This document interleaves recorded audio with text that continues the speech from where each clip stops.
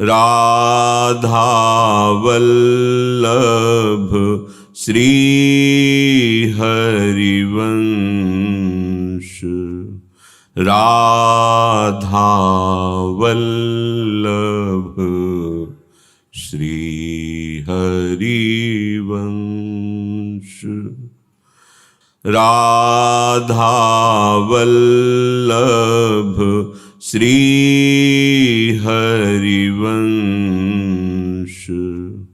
राधा वल्लभ श्री हरिवंश। वृंदावनेश्वरी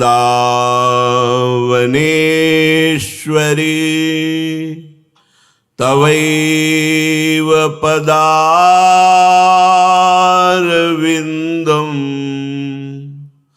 प्रेमामृतैकमकरन्द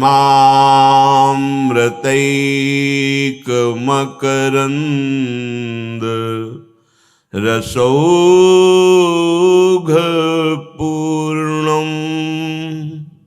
हृद्यर्पितं मधुपतेः स्मरतापमुग्रं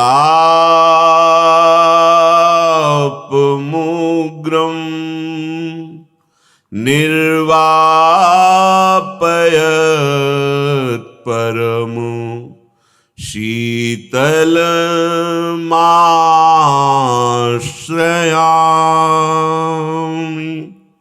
निर्वापयत् परम शीतल माश्रयामि।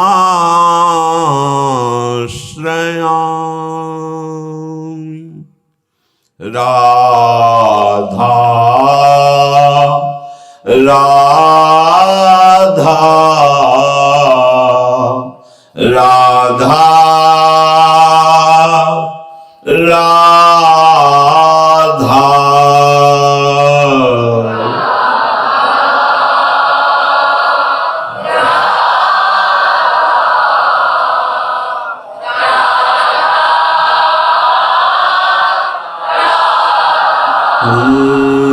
राधा राधा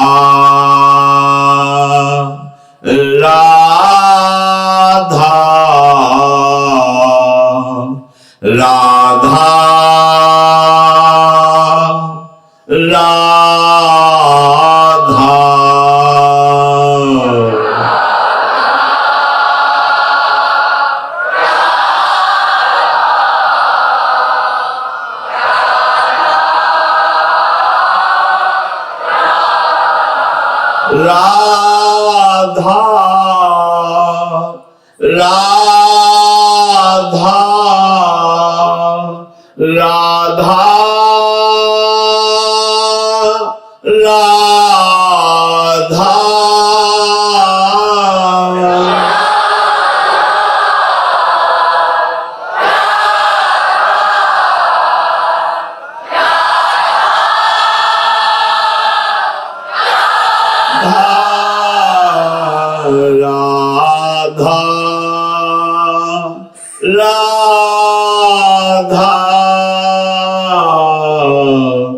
राधा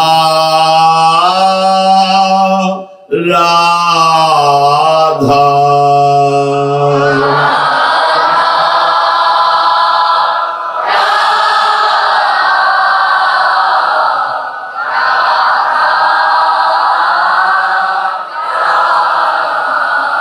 श्री राधा वल्लभ लाल की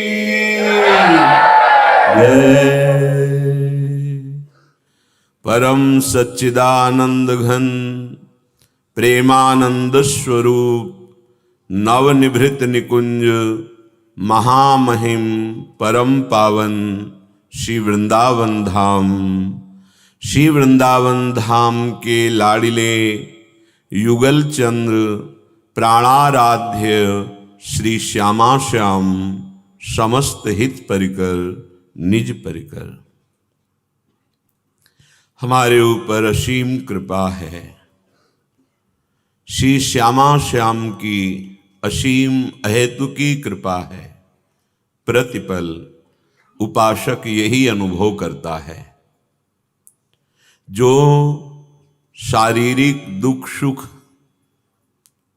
ये निश्चित हो चुका है शरीर बनने के समय,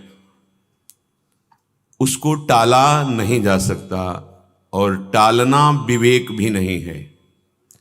विवेकवान अपने साधन भजन को जन्म मृत्यु के चक्र से छुड़ाकर सच्चिदानंद प्रिया प्रीतम के समीप रहना, उनकी रूप माधुरी का पान करना, उनकी लीला माधुरी का पान करना, उनकी सेवा सुख में निमग्न रहना, ये हमारा लक्ष्य है। शरीर के सुख दुख सहने की सामर्थ्य प्रिया प्रीतम को अपना मात्र मानने से आ जाएगी। जैसे विषयों के आकर्षण, नाना प्रकार के मायिक दुख, जब हम अपने को शरीर मान लेते हैं तब हम असमर्थ हो जाते हैं और ये हमें आकर्षित करके अपने में नाना प्रकार की चिंताएं, कामनाएं, वासनाएं, दुख ये अनुभव कराते हैं, ना होने पर भी। यद्यपि इनकी सत्ता नहीं है क्योंकि ये असत हैं, पर जब तक हमारे हृदय में शुद्ध बुद्धि नहीं होगी, शुद्ध विवेक नहीं होगा, तब तक ये बातों से मिटने वाले नहीं हैं। किसी भी प्राकृतिक वस्तु, प्राकृतिक उपाय हमारे दुख की जड़ को नहीं मिटा सकते। एकमात्र अध्यात्म समर्थ है समस्त दुखों का नाश करने में। श्रीपाद प्रबोधानंद जी महाराज कह रहे हैं कि हंत स्वार्थे सुखिद्यन्ते महान्तोऽपिर्भवद्विधा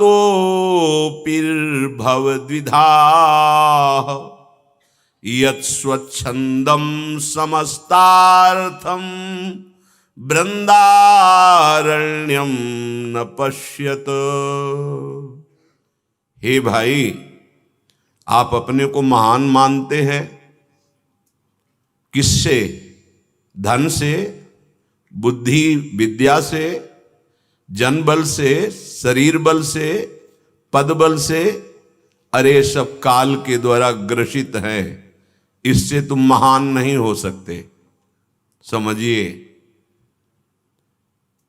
इसकी अगर महानता स्वीकार की तो अहंकार बढ़ जाएगा, अहंकार बढ़ जाएगा तो फिर विषय, प्रपंच, अविद्या का ऐसा तांडव होगा कि आप संभाल ही नहीं पाओगे और आप डूब जाओगे भव समुद्र में।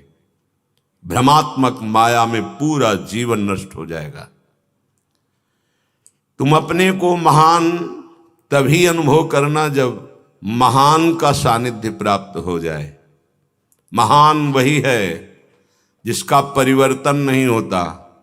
महान वही है जो एक रस रहता है। महान वही है जहां कोई भी किंचन मात्र अभाव नहीं है। वो एकमात्र परमात्मा है, प्रभु है, भगवान है, प्रियालाल है, इसके सिवा नहीं। जो इस धन से धनी हुआ वो महान, जिसकी बुद्धि ये स्वीकार कर लिया कि मैं प्रियालाल का, प्रियालाल मेरे, वो महान। जिसके जीवन का लक्ष्य निर्विषय होना, वो महान। ये धन, बुद्धि, विद्या, तन बल, ये सब कोई महान नहीं है। ये काल का ग्रसित क्षेत्र है, पता नहीं किस क्षण ये सब नष्ट हो जाए। इसलिए कह रहे हैं हंत स्वार्थेषु खिद्यन्ते। तुम अपने परम स्वार्थ की हानि कर रहे हो और शोक में डूब रहे हो, फिर भी महान कहला रहे हो। बहुत ध्यान देने योग्य बात है। हम प्रायः इसी बात में गर्व में रहते हैं। प्राकृतिक वैभव, प्रकृतिजन्य मान सम्मान, प्रकृतिजन्य नाना प्रकार की प्रवीणता, हम समझते हैं महान हैं। यहां डांट रहे हैं ये सब काल ग्रसित क्षण में नष्ट हो जाएगा। अगर तुम महान हो तो शोक क्यों करते हो, चिंता क्यों करते हो? घबराहट क्यों है, भय क्यों है? मृत्यु से भी तुम महान हो, मृत्यु तुम्हें छू नहीं सकती, लेकिन शरीर को, धन को, बुद्धिबल को, अपने अन्य बल को स्वीकार करने से तुम महान नहीं हो जाओगे। इनकी अस्वीकृति करके अपने स्वरूप में स्थित होने से महान हो जाओगे। समझिए, नहीं तो हंत स्वार्थे सुखिद्यन्ते। तुम्हें जो प्राप्त करना चाहिए, जिससे तुम महान बनते, उसे स्वीकार नहीं किया, इसीलिए तुम शोक, चिंता, भय, नाना प्रकार की दुख, विपत्ति, प्रतिकूलता ये तुम्हें सता रही है। और महानतोपि अपने को महान समझते हो। द्विधा, संशय में फंस जाओगे। संशयात्मा विनश्यति, परिणाम विनाशी ही होगा। यत् स्वच्छंदम समस्तार्थम वृंदारण्यम न पश्यत। जहां स्वच्छंद रूप से तुम जो चाहोगे प्राप्त हो जाएगा। धर्म, अर्थ, काम, मोक्ष, प्रेम, जो चाहोगे। पंचापि वृंदा विपिने पुमर्था लुठंति तानप्यलसा गृहे तुम। ये पांचों पुरुषार्थ यहां लुटते घूमते हैं, धर्म, अर्थ, काम, मोक्ष और प्रेम। बस तुम्हें वृंदावन का आश्रय लेकर दैन्य भाव से जितना समय मिले यहां भजन करो। ये भजन का क्षेत्र है, भोग क्षेत्र नहीं है।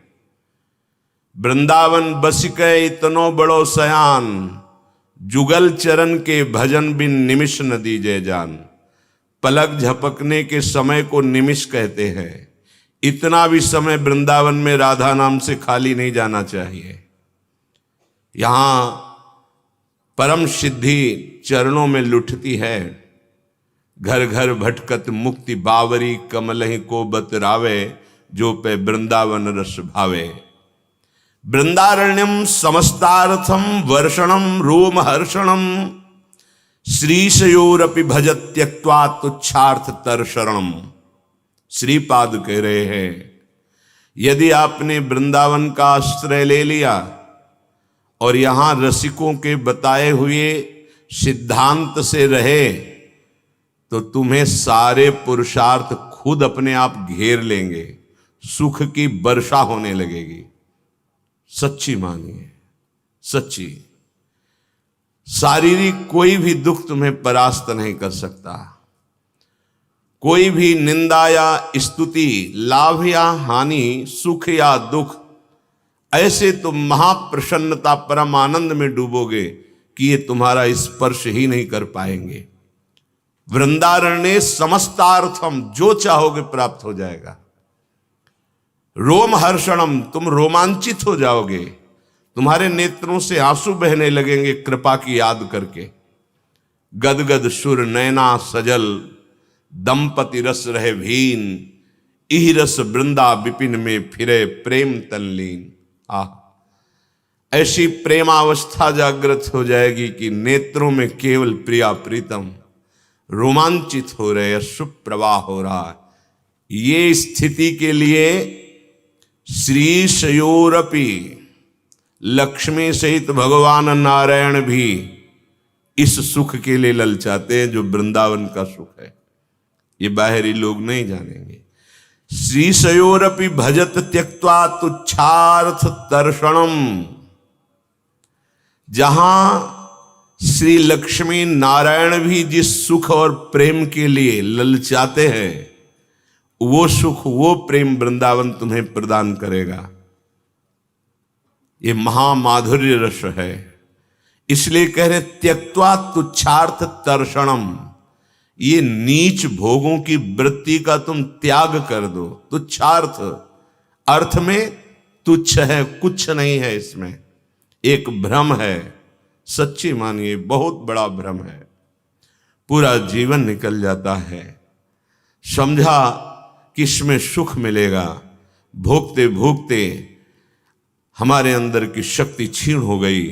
अब अध्यात्म समझने और चलने की सामर्थ्य नहीं रही। भोगों का अभ्यास दृढ़ हो गया। अब भोगों में सुखानुभूति भी नहीं हो रही, भोग लायक भी नहीं रहे। फिर दुर्दशा ही दुर्दशा। बार बार चिंता शोक भय मान लीजिए। धर्मयुक्त विषय का सेवन करते हुए कुछ ही घंटे का, कुछ ही दिनों का सही, धाम आदि का आश्रय लेकर भजन कीजिए। बहुत जल्दी पापों का नाश और आनंद की अनुभूति होने लगेगी। हमारा भजन में प्रवेश क्यों नहीं होता? क्योंकि हम शरीर को मैं, मेरा और भोग और संबंधियों में इतना रम गए हैं कि कहते हैं हमें तो समय ही नहीं है वृंदावन आने का, हमारे पास समय ही नहीं है भजन का।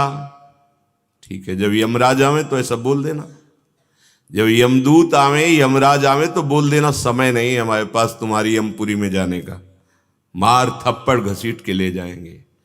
उनसे बचने के लिए कुछ उपाय कर लो। धर्मराज जी ने अपने यमदूतों को शिक्षा दी है, जिसके गले में तुलसी विराजमान हो, तुलसी की कंठी, मस्तक पर वैष्णव चिन्ह हो और जिह्वा में नाम हो, कभी समीप मत जाना, नहीं भस्म हो जाओगे और मेरा अपराध बन जाएगा और मैं अपने स्वामी का अपराधी माना जाऊंगा। धर्मराज द्वादश वैष्णवों में हैं, भगवान के महान भक्त हैं। उन्होंने आदेश किया कि मैं अपने स्वामी का अपराधी बन जाऊंगा और सेवक के द्वारा किया हुआ अपराध स्वामी का होता है, मेरा अपराध हो जाएगा। यदि किसी के गले में तुलसी की कंठी बंधी है, मस्तक पर वैष्णव दासत्व का चिन्ह है और मुख पर नाम है, तो कदापि नजदीक मत जाना। श्री 42 लीला में भी वर्णन किया, सहचरी ने कहा है जिसकी जिह्वा पे राधा नाम है उसका न्याय हमारी स्वामिनी जी करेंगी। तुम्हारे अधिकार का वो जीव नहीं है, इसलिए कभी वहां पटकना भी नहीं। सख्त आदेश सखी का है, 42 लीला में प्रसंग है। मेरी स्वामिनी न्याय करेंगे और स्वामिनी का न्याय बड़ा करुणामय होता है। स्वामी के न्याय में थोड़ी कठोरता आ सकती है। लालजू महाराज अखिल कोटि ब्रह्मांडों के नायक हैं, जब देखते हैं कि बहुत बार समझाया समझता नहीं तो दंड विधान ही तिनकर काल रूप में भ्राता। लेकिन मेरी स्वामिनी के दरबार में नेक हूं न रिस, कहूं भूल हूं न होत सखी। स्वामिनी जी इसने 10-5 बार राधा राधा बोला है, बस जीवन भर पाप किया है इसने। नेक हो नरिस कहूं, सत्तारणी कृत स्वभाव सुधार सौघम। नहीं नहीं नहीं, इसका इतना भाव किसने? राधा बोला मैं ऋणी हूं। तो प्रीतम देखते रहते हैं कि कितनी भोरी प्रिया जो है। इसलिए हमारी स्वामिनी का एक नाम अलबेली है, अलबेली सरकार। सब न्याय कानून एक तरफ, महारानी का कानून एक तरफ। क्या कानून? स्वभाव स्वामिनी का है, सत्तारणी कृत स्वभाव, तार देना स्वभाव ही है। सहज स्वभाव पर नवल किशोरी जी को मृदुता, दयालुता, कृपालुता की राशि है।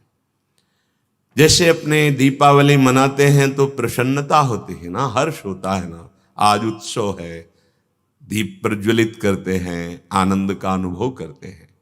अगर ये दीप हृदय में जग जाए, जहां अज्ञान अंधकार छाया हुआ है, तो सोचो ये तो प्राकृतिक बाह्य उत्सव मनाने पर तुम्हें हर्ष मिल रहा है। अगर आंतरिक दीप प्रज्वलित हो जाए तो आप प्रतिपल महाआनंद में डूब जाए। भक्ति कर दीप, प्रेम कर बाती, निहाल हो जाओगे। भक्ति रूपी दीपक में प्रेम रूपी बाती डाल दो और इसमें और कुछ नहीं चाहिए। ये स्वयं तेजोमय है। प्रेम की बत्ती में घी तेल डालने की जरूरत नहीं है, ये स्वयं प्रकाश है, ये किसी और से प्रकाशित नहीं है। इसीलिए आगे नहीं वर्णन किया कि इसमें ये डाल दो, नहीं। भक्ति का दीप और तन्मयता पूर्वक भक्ति की जाए तो प्रेम का प्रकाश, और प्रेम प्रकाश जिसके हृदय में हो जाता है वहीं प्रिया प्रीतम का साक्षात्कार हो जाता है। पर ये दीपक और बाती कहाँ मिलेगी? भक्ति कर दीप, प्रेम कर बाती, तो उपाय बता रहे। ये त्रिभुवन में किसी साधना से, तपस्या से या अर्थ आदि के देने से नहीं प्राप्त होती। ये साधु संगति करी अनुदिन राति, रात दिन भगवत प्रेमी महात्माओं का संग हो तो भक्ति का दीप और प्रेम की बाती प्रकाशित हो जाए। इस प्रेम की बाती में किसी भी संयोग की आवश्यकता नहीं। ये स्वयं समर्थ, स्वयं प्रकाश है। ये रात दिन प्रज्वलित रहता है और इसी के प्रकाश में जड़ चेतन की ग्रंथि का जो लगी ही नहीं थी अनुभव हो जाता है। वो जीवन मुक्त होकर भगवत प्रेम रूपी प्रकाश में डूबा रहता है। हमारे इस भक्ति रूपी दीप और प्रेम रूपी बाती के लिए जो बाधा है वो देह भाव है। हम इसी में रमण कर रहे हैं। ऐसा मान रहे हैं कि हम नहीं मरेंगे, ऐसा मान रहे हैं कि जितना भोग ले यही मौज मस्ती है। नहीं, गलत दिशा पे जा रहे हो भाई। अपनी जीवनी शक्ति को खर्चा करना मौज मस्ती नहीं, मौत के नजदीक जा रहे हो।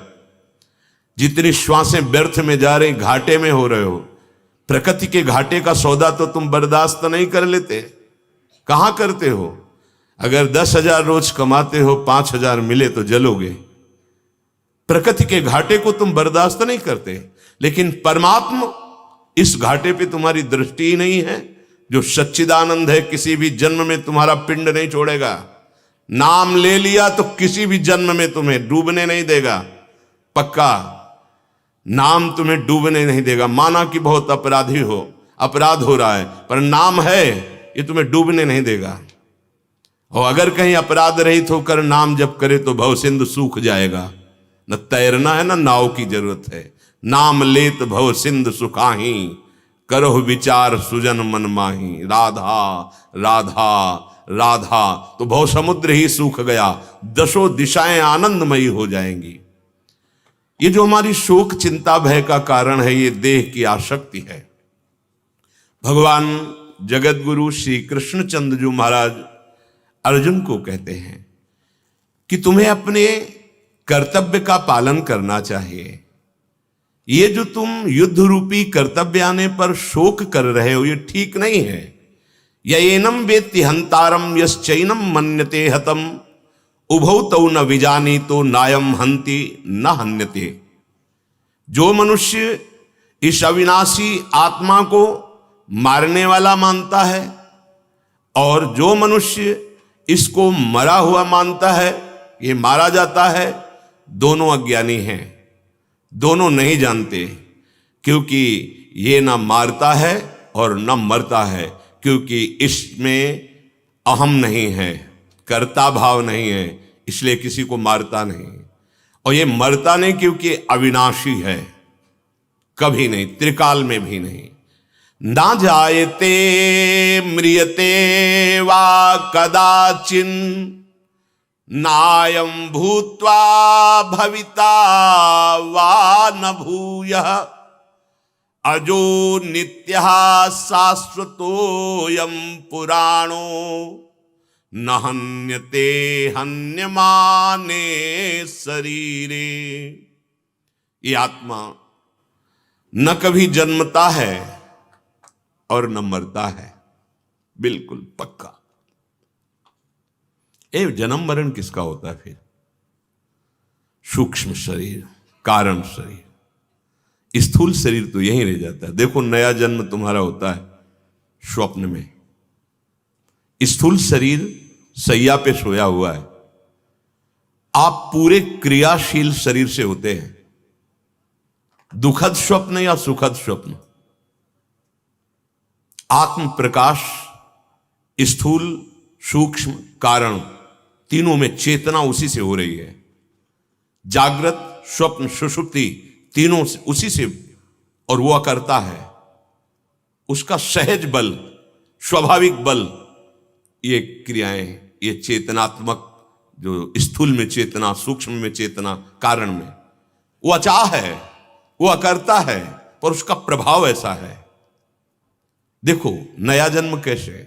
जब आप सोए तो स्थूल शरीर सैया पे, और आप भूल गए स्थूल शरीर को। अब स्वाप्निक शरीर आपको मिला स्वप्न में। आप स्वप्न में देख रहे हैं अच्छा स्वप्न या बुरा स्वप्न। उस समय क्या कुछ बुरा हो रहा है, कुछ अच्छा हो रहा है? क्या आपको ये ज्ञान है कि आपका एक स्थूल शरीर सैया पे पड़ा है? नहीं, वो एक नया जन्म है। थोड़ी देर के बाद स्वप्न टूट जाता है, आप जागते हैं, फिर स्थूल शरीर में आ गए, तब वो शरीर झूठा और फिर विस्मृत हो जाता है। बस ऐसे नया जन्म होता चला जाता है। जब तक आपका सूक्ष्म और कारण शरीर ये बाधित नहीं होगा, आपको स्वरूप बोध नहीं होगा, तो ठीक जैसे स्वप्न ऐसे नया जन्म होता जाता है। लेकिन भयानक दुख का अनुभव स्वप्न में, जब हमारा शरीर स्थूल सोया हुआ है और स्वप्न की घटना भयानक होती, दुखद, अब वो कैसे निपटे? कोई मार रहा है तो चिल्ला रहा है, कई तो ऐसे कि बाहर से चिल्लाना प्रारंभ हो जाता है, लोग दौड़ के जाते हैं, देखते हैं अरे ये तो स्वप्न देख रहा था। बिल्कुल झूठा, ना वहां कोई डंडा था, ना कोई मारने वाला था, ना कोई मरने वाला था। बिल्कुल ठीक ऐसे ही नाटक हो रहा है ये जागृत माया का। हमारी बुद्धि तब ये बात जान पाएगी जब जैसे उसका स्वप्न टूटा, स्थूल शरीर पे जागृत में आया तो उसको लगा वो झूठा था।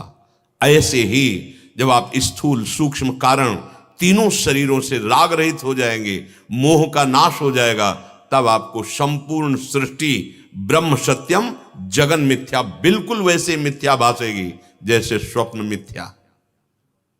जे ही जाने जग जाए हेराई, रहता ही नहीं संसार, इस रूप में नहीं रहता जैसा आप देख रहे हैं। जैसे स्वप्न जागने पर नहीं रहता, बस वो की स्मृति मैंने ये देखा, लेकिन माया का इतना प्रभाव है कि पूर्व जन्म की स्मृति को भी वो चौपट कर देती है। कहां स्मृति? तुम पूर्व में क्या थे? एक नया शरीर, एक नया स्वप्न। तो बोले हम स्वप्न देख रहे हैं। हाँ, आप स्वप्न देख रहे हो। मोह रूपी रात्रि में सो गए और कल्पना संकल्प कामना इनके स्वप्न देख रहे हो। अब कोई जगा हुआ पुरुष जो दुख में स्वप्न में भोग रहा है, उसको जगा दे। एक ही उपाय है जगना, दूसरा उपाय नहीं। गोस्वामी जी ने लिखा है जैसे कोई विशाल दरिया में डूब रहा हो, स्वप्न में देखा कि एक बहुत बड़ी नदी में मैं फंस गया और डूब रहा हूं। अब बोलो उसके लिए क्या उपाय हो सकता है? तैराक भेज दो, नाव आसपास जमा कर दो, क्या वो बच सकता है? नहीं। तो उसको डूबने से बचाने का उपाय क्या है? बोले उसको जगा दो। जग गया, ओहो, ना नदी है, ना डूब रहा था, ना कोई कष्ट। बिल्कुल ऐसे ये स्वप्न है। उमा कहूं मैं अनुभव अपना, सत हरि भजन और ये जगत सब सपना। आपको समझ में नहीं आएगा क्योंकि आप स्वाप्निक पुरुष हैं, आप स्वप्न में हैं। अब ये सत्संग, ये नाम कीर्तन, भगवत चर्चा, ये आपको जगाया जा रहा है। जैसे आदमी को जगाओ, थोड़ा हिला डुला, फिर सो गया। बड़ा प्रयास किया जाता है। जिस दिन आप जग गए तो जो शास्त्रों में लिखा है वही आपके अनुभव में आ जाएगा। भगवान जगा रहे हैं आपको। शोक चिंता भय मृत्यु ये आपको तब तक नहीं छोड़ेंगे जब तक आप जगोगे नहीं। मोह निद्रा अर्थात शरीर में मैं भाव, शरीर संबंधियों में मेरा भाव, भोगों में सुख, ये स्वाप्निक पुरुष का लक्षण है। भगवान कहते हैं ना जायते म्रियते वा कदाचिन, नायं भूत्वा भविता वा न भूयः, अजो नित्यः शाश्वतोऽयं पुराणो, न हन्यते हन्यमाने शरीरे। बहुत अमृतमय वचन है। शरीर के 6 विकार हैं। उत्पन्न होना, सत्ता वाला दिखना कि है, बदलना प्रतिपल, बढ़ना, घटना, नष्ट हो जाना। ध्यान दीजिए, ये 6 विकार शरीर के हैं, आपके नहीं। उत्पन्न होना, सत्ता वाला दिखना, ये स्त्री है, पुरुष है, बालक है, जवान, ये सत्ता दिखना। बदलना, अवस्थाएं बदल रही, प्रतिपल। फिर घटना, जैसे बढ़ा वैसे घटा, और फिर नष्ट होना। ये 6 शरीर के लक्षण हैं, स्वयं के नहीं। देखो कि आप शरीर के मानते हैं या स्वयं के मानते। मैं जवान हो गया, मैं बूढ़ा हो गया, मैंने भोग भोगा, मैंने ये दान दिया, मैंने ये की, मैं इस मैं को असत में आरोपित कर दी। मैं धनी, मैं बुद्धिमान, मेरा समाज सम्मान, ये मैं उस विशुद्ध ब्रह्म स्वरूप मैं को इस माया के रचे हुए शरीरों और भोगों में समर्पित, यही बंधन है, यही बंधन, यही स्वीकृति बंधन है। श्री भगवान बता रहे हैं जिन्होंने रचा है, न जायते मृते वा कदाचिन, ये शरीर उत्पन्न होता है तो मरेगा भी, लेकिन आत्मा कभी न जन्म लेती है और न मरती है। जैसे आपका स्वाप्निक शरीर, स्थूल शरीर, तो उस समय क्या आत्मा स्थूल शरीर में है कि सूक्ष्म शरीर में? सूक्ष्म शरीर स्वप्न, सुषुप्ति, उसमें वो तीनों का साक्षी है, उसी के प्रकाश से, पावर से सब हो रहा है, पर वो कोई करता नहीं, और वो आप है। आप जितनी स्वीकृतियां अपने ऊपर लाद लिए उतने दुर्गति, उतने भार आप में है। वस्तुतः आप अजन्मा हैं पक्का। अब ये ज्ञान बहुत गाढ़ ज्ञान है। जब तक आप पवित्र आचरण नहीं करेंगे, भगवान नाम जप नहीं करेंगे, साधु समागम नहीं करेंगे, तब तक आपके अंदर ये जानने की प्रबल आशा ही नहीं होगी कि मैं कौन हूं। देखो ना, सब बोले, पूछो आप कौन है तो शरीर का नाम बता देंगे, शरीर की जाति बता देंगे, शरीर के रहने का स्थान बता देंगे, लेकिन अपना परिचय कोई नहीं है। बनते हम बड़े बुद्धिमान हैं, बातें करेंगे बड़े शास्त्र की श्लोक सहित, ज्ञान सहित, अपना परिचय आज तक नहीं मिला। फिर क्या परिचय मिला? अपने को नहीं जान सके तो किसको जान पाओगे? श्री भगवान जना रहे हैं, जान जाओ। जैसे शरीर उत्पन्न होता है वैसे ही नष्ट होता है, लेकिन आपका अर्थात आत्मा का कभी भी किसी भी समय में ये ना उत्पन्न होता है और न इसका नाश होता है। सदा एक रस, मानो एक महान पावर जिससे सब शरीर संचलित हो रहे हैं। घट में अलग अलग देखने से लगता है अनेक आत्माएं होंगी, हमारी आत्मा अलग, आपकी आत्मा अलग। नहीं नहीं नहीं, एक वो परमात्मा पावर है जिसके प्रकाश से अनंत जड़ चैतन्य सब संचलित हो रहे हैं। वही आप हैं, वही आप हैं। यही समझ में नहीं आता। आप दो नहीं हैं। आप ज्ञान, आप भक्ति। जब ऐसे किया जाता है कि आप ही आप हैं, हे गोविंद, हे मेरे प्राण प्रीतम, तो कौन है? सेवक जी कह रहे आत्मा हरिवंश, मेरी आत्मा है, वही है। तो ज्ञानी क्या कहता है? वो यही तो कहता है, आत्मस्वरूप में स्थित। ये जब तक हम बीच में हैं, ना सच्चे ज्ञानी हैं और ना मूर्ख हैं, तब तक बड़ी दुर्दशा रहती है। या तो मूर्ख है तो अब कोई बात ही नहीं, या तो ज्ञान अवस्था चरम सीमा। ये बीच में लड़ाई झगड़े होते रहते हैं, ऊंच नीच होता रहता है, एक मार्ग दूसरे मार्ग की अवहेलना कर, ये बहुत बीच की कचाई है। भगवान ने कह दिया ममैवांशो, अंश का मतलब समझते हो? अपने आप को दूसरे रूप में प्रकाशित कर देना। महापुरुषों ने ये लीला करके, जैसे भगवान कपिल देव जी ने 9 रूप धारण किए, देहूति जी के जब ब्याह हुआ 9 रूप धारण। पुलस्त जी अपने शरीर को ही विश्रवा रूप में प्रकट कर दिया, जिससे रावण और कुंभकर्ण प्रकट अपने ही शरीर से। पुत्र रूप में प्रकट किया भगवान कुबेर जी, लेकिन अपने को ही स्वरूप में प्रकाशित कर दिया विश्रवा रूप में। जब ये भगवान की सिद्धियां प्राप्त करने वाले महापुरुष अपने को बहुत रूपों में विभाजित कर सकते हैं, तो भगवान अनंत रूपों में, अंश का मतलब है अपने को ही अनंत रूपों में प्रकाशित कर दिया है। अब यह रहस्य रघुनाथ कर बेग न जाने कोई, जो जाने रघुपति कृपा सपने मोहन होए। अपने को शरीर भाव और शरीर भाव बढ़ जाने के कारण गंदे आचरण, अब लगता है ऐसा कैसे हो सकता है? कहां प्रभु, कहां मैं? पक्की बात है, आपने मैं को कहां प्रभु और कहां मैं को स्थापित कर दिया नीच आचरणों में। इस प्रकृतिजन्य रचना शरीर में अब आपको लगने लगा कि प्रभु कोई दूसरे हैं और आप कोई दूसरे हैं। यही आपका बंधन है, यही आपकी दुर्गति है। ममैवांशो मतलब मैं ही अपने को विभाजित करके अनंत रूपों में। देखो, जिस समय अयोध्यावासी बालक वृद्ध मां बहन सब सुना कि मेरे प्राणों के प्राण जिनके लिए 14 वर्ष से हम तड़प रहे, व्याकुल हुआ रहे, सबके हृदय में यह आकांक्षा थी कि प्रभु सबसे पहले मुझे मिले तभी मेरा जीवन बचेगा। सब व्याकुल।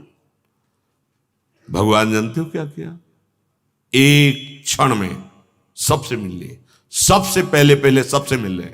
सबको अनुभव हो रहा है कि भगवान सबसे पहले हमें मिल रहे।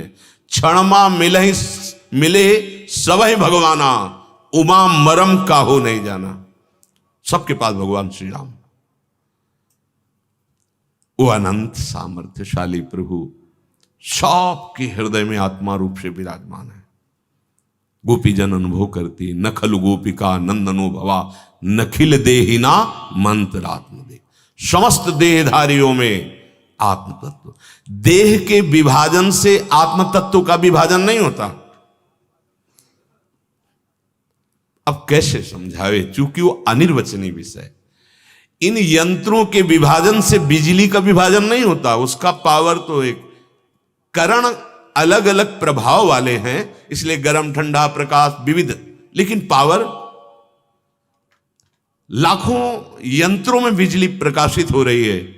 अलग अलग उसका रंग, अलग अलग प्रभाव, अलग अलग क्रिया, अलग अलग उसका अनुभव, लेकिन बिजली तो एक ही है ना, पावर तो एक ही। ऐसे आत्म तत्व है, ना उसका जन्मना है, ना उसका मरना है, ना उसका बंधन है, ना उसका मोक्ष है।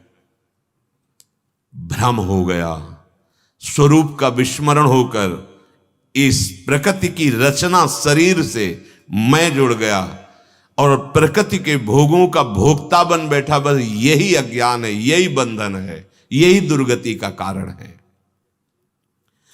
आत्मा कभी मरता नहीं, मरता वही है जो पैदा होता है। पैदा होता है शरीर, इसीलिए यही मरता है। पिंड प्राण का वियोग हो जाता है, लेकिन आत्म तत्व वही अपने स्वरूप में स्थित है। आपने पाप और पुण्य कर्म किए, आपको अपने स्वरूप का ज्ञान नहीं हुआ, तो उसी के प्रकाश से नई योनि मिल गई, फिर वही चल पड़ा। वो एक रस एक जगह है, कहीं आता जाता नहीं है। आगे भगवान वर्णन करते स्थूल, वो एक ऐसा महान पावर है जिससे सब संचलित हो रहा है। समझाने के लिए गोस्वामी जी ने कह दिया, जीव अनेक एक श्रीकंता। जीव अनेक, जीव का तात्पर्य देहाभिमानी, इसमें अनेकता है, लेकिन देहाभिमान मुक्त हुआ, स्वरूप को जाना, तो जानत तुम्हें हो जाए। वही गोस्वामी जी बोल रहे, जानत तुम्हें हो जाए। ब्रह्मविद ब्रह्मयु भवति, नहीं भवति नहीं, वो था, वो है, वही रहेगा। भ्रम से मान लिया था शरीर, भ्रम से मान लिया था अंतःकरण में मैं, भ्रम से मान लिया था अपना स्वभाव। अब ज्ञान हुआ, वो छूट गया, जीवन मुक्त हो गया। इसी के बाद प्रेम का प्रकाश होता है। देहाभिमानी के हृदय में प्रेम का प्रकाश नहीं होता। श्री भगवान कह रहे हैं, जन्मना और मरना ये दो विकार शरीर के होते हैं, स्वरूप के नहीं। अयम भूत्वा भविता वा न भूयः, ये जो आत्म तत्व है अविनाशी, जो आप हैं, आप वो नित्य तत्व है। नित्य तत्व में पैदा होना और मरना ये विकार ही नहीं है। इसलिए चेतन अमल, अमल माने कोई विकार नहीं, ये स्वतः सिद्ध तत्व है, निर्विकार। जैसे बच्चा पैदा होता है तो पैदा होने के बाद फिर उसकी सत्ता होती है शरीर की, गर्भ में आता है तब तक है, पर क्या है उसकी सत्ता पता नहीं चलती। होनेपन का भाव है, जब पैदा हुआ विकार बढ़े, ये विकार ही है, किशोर अवस्था, यौवन अवस्था, अब वो सत्ता अपनी मानता चला जा रहा है इसकी, मैं अब जवान हुआ, मैं बूढ़ा हुआ। ऐसा आत्म तत्व नहीं है। अयम भूत्वा भविता वा न भूयः, ये जन्मने मरने वाला या कोई भी विकार अमल है, वो आपका स्वरूप अमल है, कोई विकार नहीं। बोले मैं नहीं छोड़ सकता, पक्की बात, पक्की बात, तूने पकड़ा है, अब तू इतना कमजोर हो गया, कह रहा नहीं छोड़ सकता, इसीलिए तेरा जन्म मरण नहीं रुक सकता। वस्तुतः तेरे को कोई आवश्यकता नहीं किसी बाहरी भोग की, बिल्कुल परम सत्य। जब ये महात्मा को ज्ञान हो जाता है तब वही निर्विकार, काम क्रोध मद मान न मोहा, लोभ न क्षोभ राग नहीं द्रोहा, इस शरीर की मांगे हैं, उचित दे दो धर्म पूर्वक, गृहस्थी या विरक्ति में अपने अपने धर्म के अनुसार। राग छूट जाएगा शरीर का पक्का। जैसे कहा जाता है कि आपका पाणी ग्रहण संस्कार हो गया तो एक पत्नी व्रत, आपका पाणी ग्रहण संस्कार हो गया एक पति व्रत। जानते हो क्यों कहा गया है? इसमें रहस्य है। जब आप एक पत्नी व्रत, एक पति व्रत रहेंगे तो आपकी वासनाओं में सुख है ही नहीं, आपको अनुभव होने लगेगा। ये जो मन कहता है ना उधर सुख है, इसको डांटने की जरूरत है, धिक्कारने की जरूरत है। एक में आपने जब अपने मन को माना भोग में ही लगाया, लेकिन आपको असंतुष्टता हो जाएगी, वैराग्य हो जाएगा, क्योंकि है नहीं सुख। अंत तो गत्वा आप पुनः सत्य रूप में आ जाएंगे, भजन में आ जाएंगे। इसीलिए शास्त्रों ने घुमा के आपको चलाया है, औषधि दी है राग के सहित। ये लो, राग है तुम्हारा, इस भोग में लो, पर सीमा में, धर्मशास्त्र के अनुसार। तो अपने आप देख लेना, आपको वैराग्य हो जाएगा अपने आप। जो पापाचरण करता है, धर्म के विरुद्ध भोग भोगता है, वो कभी राग रहित नहीं हो पाएगा। शास्त्र बड़ी गूढ़ व्यवस्था किए हैं। आपको ऐसा करना है तो आप ये मर्यादा से ऐसे रहिए। फिर क्या होगा? कुछ दिनों के बाद आपको उससे एक घृणा से होने लगेगी कि सुख नहीं है, तब मन आपको दौड़ाएगा उधर, उसमें सुख है, बस वही डांट दो, धर्म विरुद्ध नहीं। अब क्या है? सब मनमानी। तो ये बातें नहीं समझ में आएगी कि आप शरीर नहीं हो, क्योंकि आप शरीर के ही सुखों में रमे हो। तो दुख कौन भोगेगा? फिर आपको ही भोगना पड़ेगा। अब नाना प्रकार के दुखों का बोझा लेकर के फिर नई योनि में। समझो, अयम भूत्वा भविता वा न भूया, तेरे में कोई विकार नहीं है। किसी साधना से निर्विकार बनने की नहीं, केवल समझ ले तेरी कोई मांग नहीं, तेरे अंदर कोई विकार नहीं। तूने विकारी शरीर को, इंद्रियों को अपना में समाहित कर लिया। अब मैं भोगता, मैं करता, इसलिए तेरी दुर्दशा है। सच्ची मानना, ये जो भगवान बोल रहे हैं बड़ी कृपा है, जो कथन और श्रवण का सौभाग्य मिल रहा है। नहीं ऐसी मलिनता छाई हुई है, बस तुम्हें धन कैसे मिलेगा, तुम्हें संतान कैसे होगी, तुम्हारा कार्य कैसे बनेगा, बस यही बात सुनना आप चाहते हैं, जिसे आप राजी रहें। ये शास्त्र मनोरंजन नहीं है, ये मन का भंजन करके सच्चिदानंद सुख में स्थित करने के लिए है। बड़ा सौभाग्य है जो भगवद्वाणी कथन श्रवण करने का सौभाग्य मिलता है। अजहा, निश्चित तुम्हारा जन्म नहीं है। मान लो आगे जन्म नहीं होगा, तुम्हारा जन्म नहीं, तुम कभी जन्मने वाले नहीं हो, मरने वाले। तभी तो बोलिए, तो ज्ञान की बात है। नहीं, देवर्षि नारद जी ने भक्ति सूत्र में लिखा है, यदि ज्ञात्वा मत्तो भवति स्तब्धो भवति आत्मा रामो भवति। चाहे जिस मार्ग से चलो, असलियत तो आ ही जाएगी सामने। यही असलियत है, तुम शरीर नहीं हो, मस्त हो जाओगे, समस्त कामनाएं शांत हो जाएंगी, आत्मा राम हो जाओगे। भक्त आत्मा राम होता है, वो देह भाव में नहीं विचरता है। अजहा, तुम जन्म रहित हो। अये अजन्मा, इस जन्म मरण वाले शरीर को स्वीकार करके तू भ्रमित हो गया है। एक बार कमर कस इस भ्रम को तोड़ने के लिए, पर कोई बहादुर ही सोच पाएगा। नहीं, हम संतों के पास जाते हैं, देवालय में जाते हैं, या जहां भी जाते हैं तीर्थ आदि में, वहां एक शर्त रख देते हैं, हमारी ये शर्त पूरी कर दो, और वो होती है कोई माया जनित मांग। बड़ा धोखा। जहां छूटने के लिए जाते हैं वहीं बांधने का और अपना और दृढ़ विचार कर लेते हैं। छूटवे के जतन विशेष बांधे, विशेष विशेष बंधन। अब ये भोग नहीं तो जीवन किस काम का, ये नहीं तो हमारा मनुष्य जन्म लेना सार्थक। मनुष्य जन्म सार्थक नहीं, निरर्थक कर रहे हो यदि प्राकृतिक भोगों को भोग कर और उनकी मांग कर रहे हो। तुम परम सुख स्वरूप हो, तुम्हें किसी बाह्य सुख की आवश्यकता नहीं। नहीं तो देखो ना, जब आप भजन करके स्थिति प्राप्त करते हैं तो क्या होता है, न शोचति न कांक्षति, कोई शोक नहीं, कोई चाह नहीं, जाहि न चाहिए कबहू कछु, कोई चाह नहीं रह जाती। चाह मिटी, चिंता मिटी, मनुआ बेपरवाह। यही तो चाह रहे हो आप, पर ये चाह रहे हो धन बल से, भोग बल से, नाना प्रकार के पद प्रतिष्ठा बल से। कभी नहीं होने वाला, कभी नहीं। सबसे बड़ा पद है सृष्टि में प्रजापति पद, उसके ऊपर परमेष्ठी पद है बस। परमेष्ठी पद में ब्रह्मा जी और प्रजापति, ये दक्ष जी को मिला, भगवती सती जी के पिता को, जिनको परम सौभाग्य मिला भगवान शंकर जैसे दामाद मिले। जे ही पद अभिषिक्त हुए, अहंकार बढ़ गया। को नरस जन्मा जगमाही, प्रभुता पाहि जाहि मदनाई।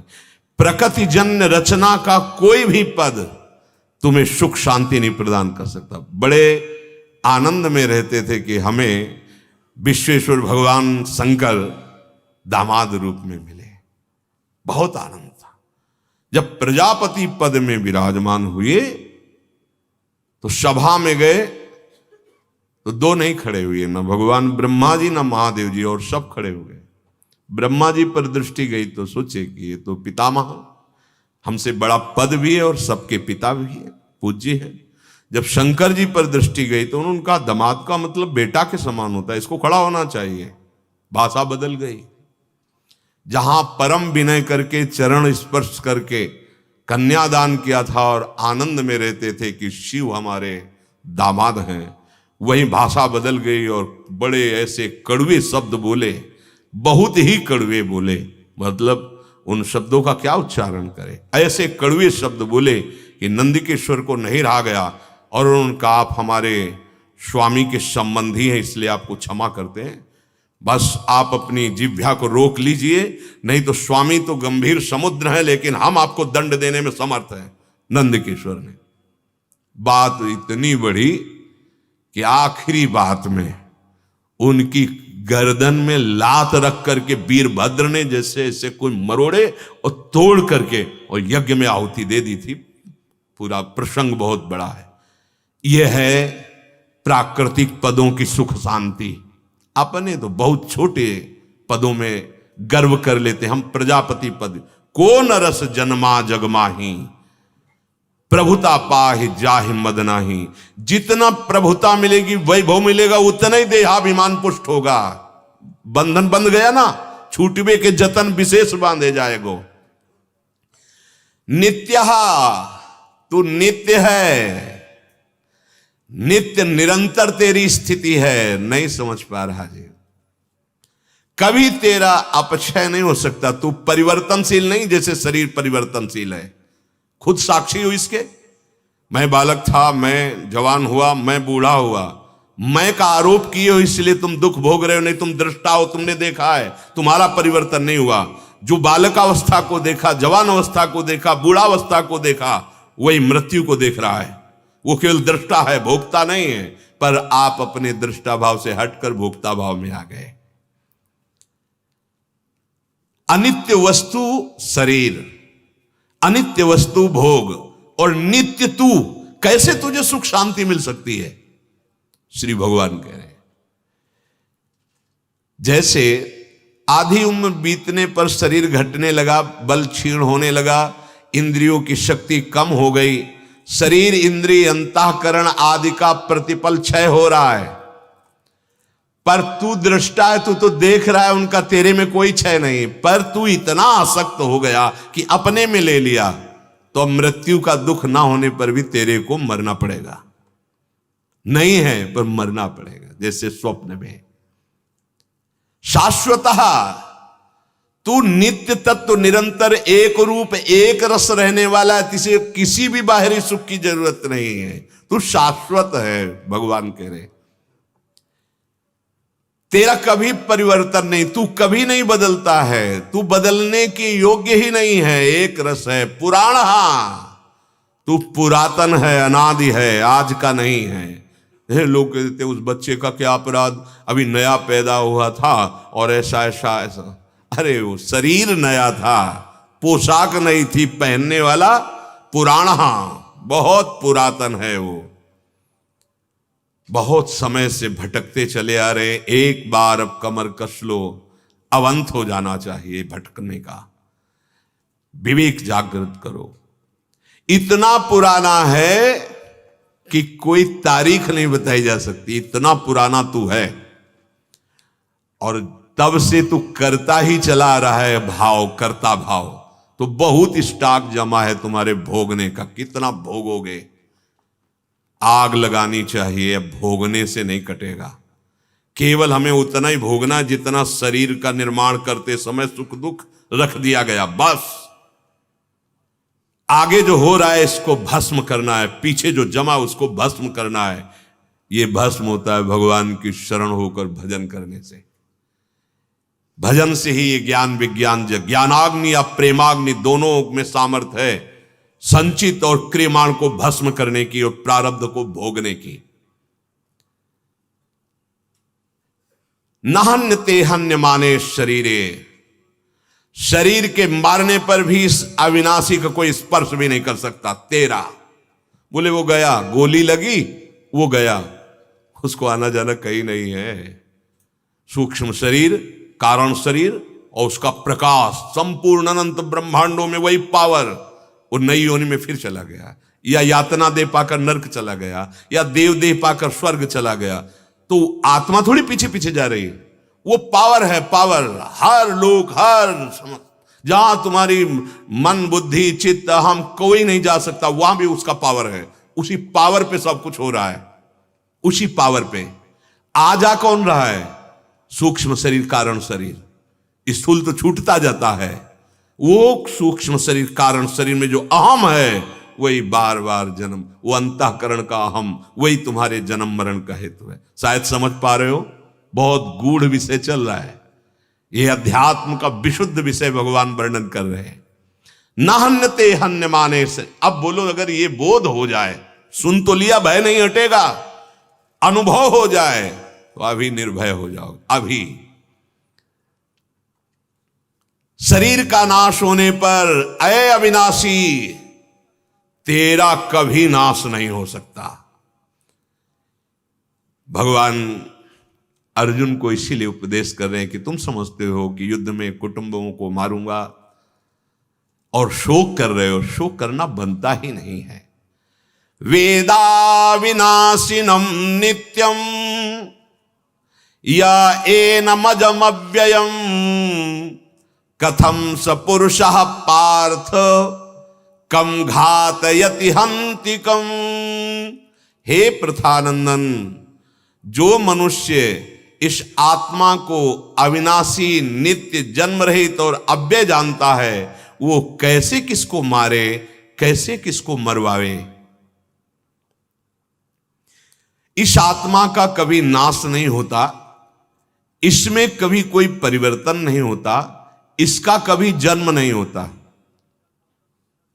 प्रकाश, उसी के द्वारा ये सब सूक्ष्म शरीर, कारण शरीर, जन्म होता है स्थूल शरीर, वो प्रकाशित कर रहा, सब कर परम प्रकाशक जो है, वो एक जगह है, एक जगह इतना बड़ा है कि कोई जगह नहीं जहां वो ना हो। ये बात, कोई कण जहे, कोई लोक, कोई अनंत ब्रह्मांड ऐसा नहीं जहां वो ना हो। तो जब वो ना हो तो एक हम सीमा देख लेते हैं, मतलब कोई एक ऐसा है जो हर जगह नहीं, इतना विशाल है वो कि जो कुछ हो रहा है सब उसी के ऊपर कठपुतली की तरह नाच रहे, पावर उसका चल रहा है, इसलिए उसका जन्म मरण नहीं होता। देह भाव को प्राप्त हुए देहाभिमानी को भ्रमात्मक ही अनुभव होता है, मैंने भोग लिया, मैंने दुख पाया, मैंने सुख पाया, मैं जन्मा, मैं मरना, ये उस मैं अहंकार जो अंतःकरण धर्म में है, शुद्ध ब्रह्म में नहीं, शुद्ध आत्म तत्व में नहीं, उसके प्रकाश से एक अहंकार प्रकट हो गया है। अंतःकरण में अहम, जिसमें कर्तृत्व और भोक्तत्व भाव है, इसी को मिटा दे, जीवन मुक्त हो गया। भगवान कहते हैं जो आत्म स्वरूप है, जो मैं है, इसका कभी नाश नहीं होता, कभी परिवर्तन नहीं होता, कभी जन्म नहीं होता, कभी कोई कमी नहीं होती इसमें। ऐसा जो उपासक ठीक अनुभव कर लेता है, फिर वो मृत्यु का कोई भय नहीं रहता। वो किसको मारे या किससे मारा जा सकता है, किसको मरवावे? शरीर विनाशी, स्वरूप अविनाशी।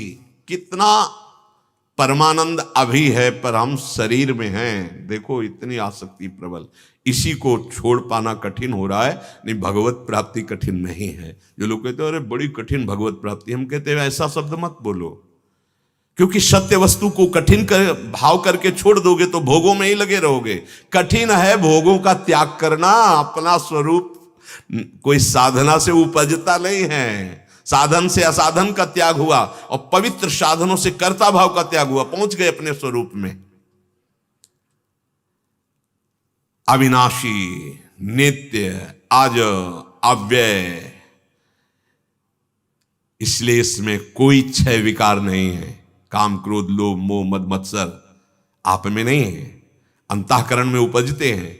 आप दृष्टा नहीं रहते, आप भोक्ता बन जाते हैं। मेरे में काम, मेरे में क्रोध, ये अज्ञान, ये इसीलिए हम कहते हैं बोलो मत, चुप।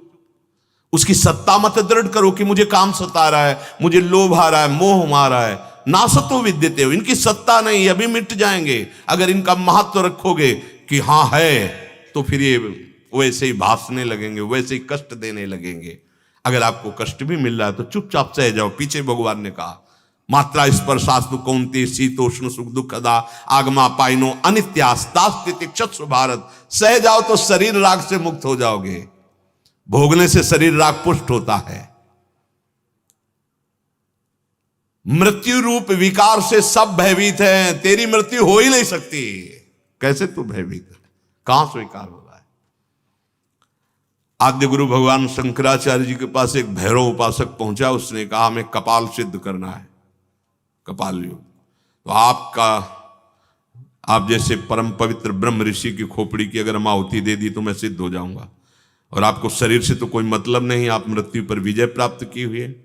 भगवान शंकर ने कहा ऐसा ही। तो बोले मैं अभी गर्दन उतार लूं? बोले सब मार डालेंगे तुम्हें जितने शिष्य हैं। तुम कल प्रातः 4 बजे आना, पीपल के नीचे ध्यानस्थ होंगे, उतार ले जाना। पक्का वो आया ही इसी नियत से था। वो 4 बजे चला तो स्वामी नरसिंहाश्रम जी गंगा स्नान कर रहे थे। एकदम नरसिंह का आवेश, जैसे वो चला वैसे नरसिंह आवेश। वो जल से भींगे हुए वस्त्र हुंकार करते हुए, और जे ही वो भगवान शंकराचार्य जी के समीप जाने को था, उठा के पटक दिया, हाथ से फाड़ दिया, जैसे नरसिंह भगवान ने। भगवान शंकराचार्य जी, हाँ आप आइए ले जाइए। दधीच जी ने अपने सब दे दिए ने। वास्तविक जब बोध हो जाता है तो शरीर से कोई संबंध नहीं रह जाता। फिर इसके दुख सुख का क्या, पर व्यवहार वैसे ही होता है। व्यवहार देखकर अज्ञानी यही समझेगा कि क्या ज्ञान है इनको। वैसे ही देखो चक्रवर्ती सम्राट अम्बरीश जी, परम ज्ञानी श्री जनक जी, बहुत से ऐसे महात्मा ऊंची स्थिति के वैसे ही व्यवहार करते पाए गए। इसका कभी परिवर्तन नहीं होता, और शरीर कभी एक रस रहता नहीं। भगवान कह रहे तुम ऐसा समझो, वाशांसि जीर्णानि यथा विहाय नवानि गृह्णाति नरोपराणि तथा शरीराणि विहाय जीर्णा न्यन्यानि संयाति नवानि देहि। मनुष्य जैसे पुराने कपड़ों को छोड़कर दूसरे नए कपड़े धारण कर लेता है, हे अर्जुन, ऐसे ही ये आत्मा पुराने शरीर को छोड़कर दूसरे शरीरों में चला जाता है। यह आत्मा का भाव समझ रहे हैं?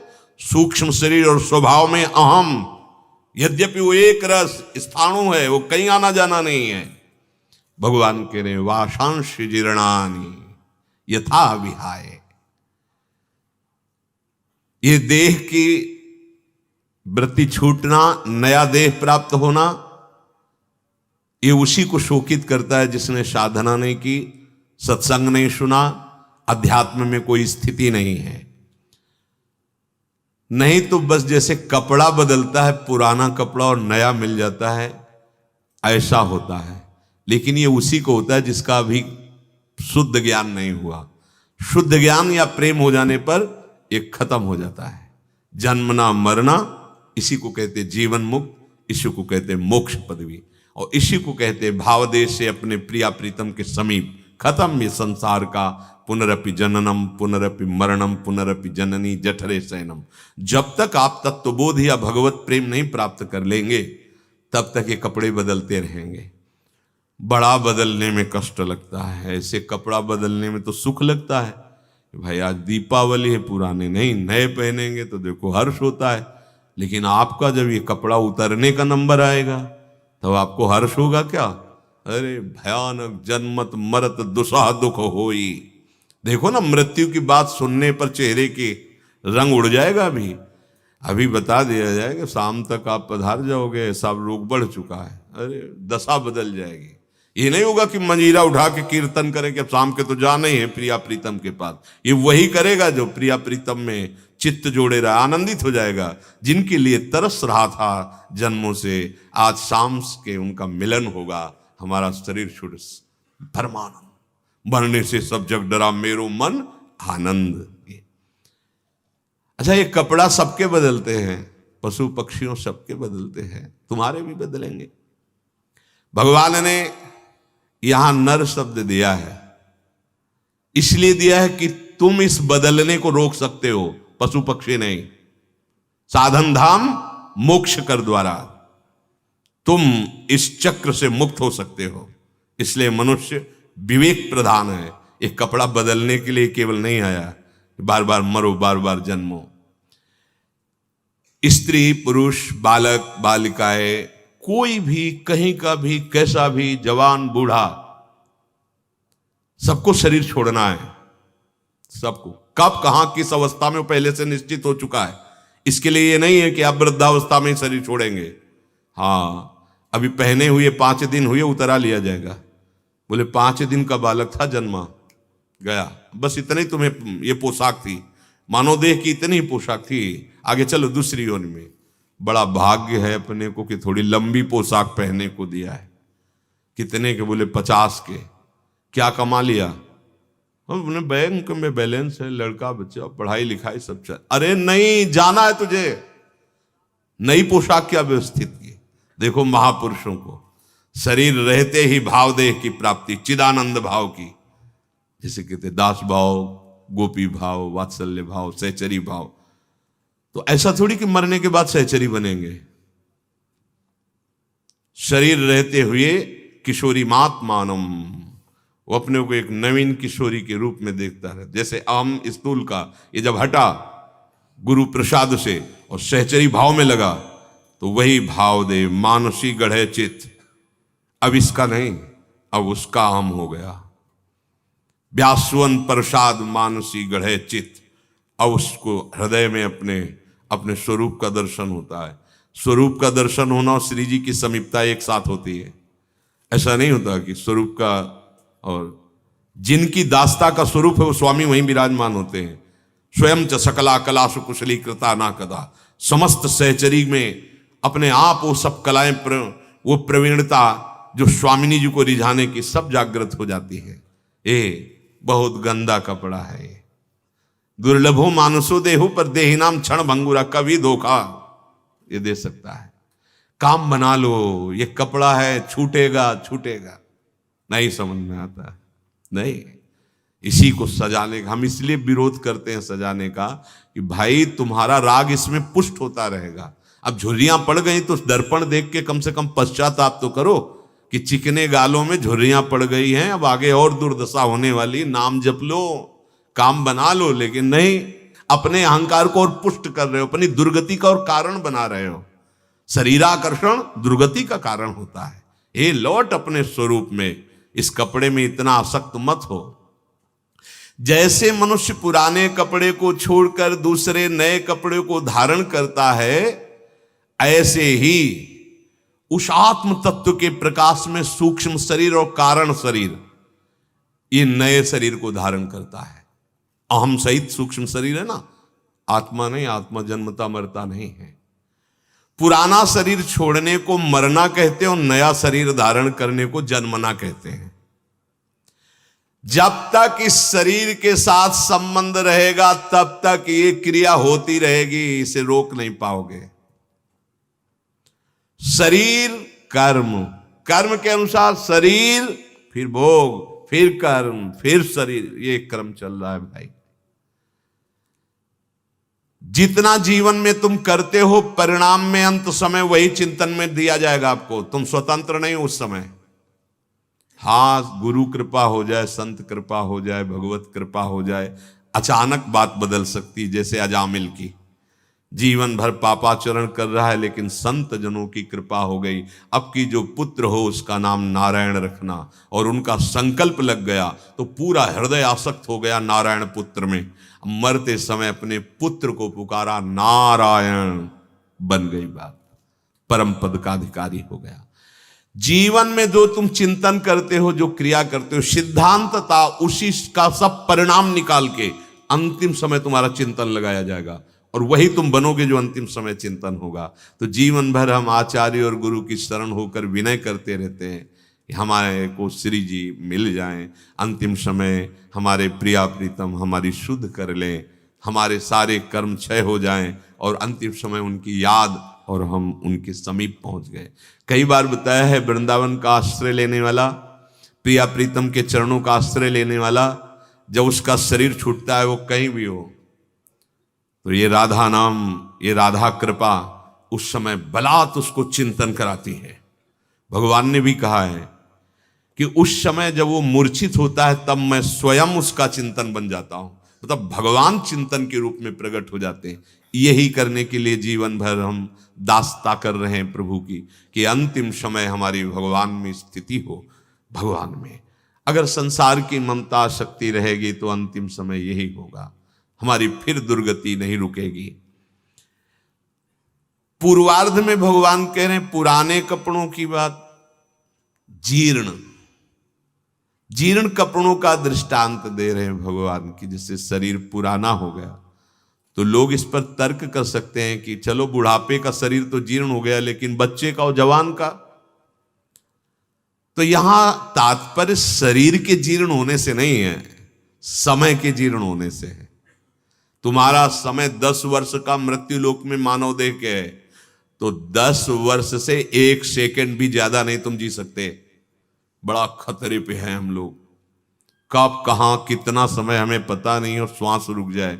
इसीलिए हर श्वास में राधा राधा राधा। यहां जीर्ण का मतलब बुढ़ापे से नहीं है, यहां जीर्ण का मतलब है आपकी आखिरी श्वास से, आयु से। आयु समाप्त हुई, शरीर छूट जाएगा, वैसे प्रतिपल नष्ट हो रहा है। पुराने कपड़ों को छोड़ने में, नए कपड़े धारण करने में तो मनुष्य की स्वतंत्रता है। भाई हमारे पास पैसा अच्छा है, हम नया कपड़ा महंगा लेके पहन लेंगे, लेकिन पैसा नहीं है तो फिर अपनी धनराशि के अनुसार ही तो कपड़ा लेंगे। ऐसे ही अच्छा भजन है, बढ़िया देह मिलेगा चिदानंद में और श्री जी के समीप, लालजू के समीप। अब ये भजन है नहीं, भजन किया है माया का, और जिस कार्य के लिए आए थे वो कार्य किया नहीं, तो अपराध ऊपर से बन गया। जो न तरय भव सागर, अस समाज नर पाए, सोअति निंदक मंदमति आत्महनन गति जाए। बड़ा भारी अपराध लगता है मनुष्य शरीर प्राप्त होने पर, अगर भगवत प्राप्ति नहीं की तो आत्महत्यारा कहा जाता है।